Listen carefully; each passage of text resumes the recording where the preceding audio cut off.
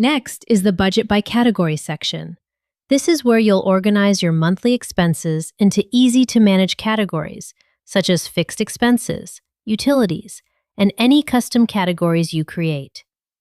If you'd like to personalize your planner, simply select New Category to create your own budget category. Core categories are locked, so they always remain available, while any custom categories you create can be renamed or deleted later.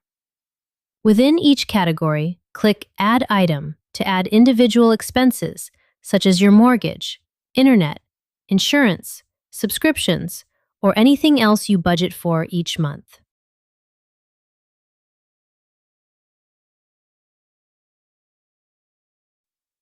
Just above the categories, you'll also find the status guide.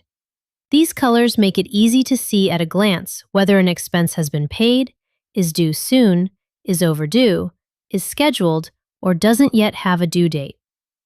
Each expense also includes columns for your budgeted amount, the actual payment, the due date, and its current status. We'll look at each of these in more detail as we go through the different budget categories.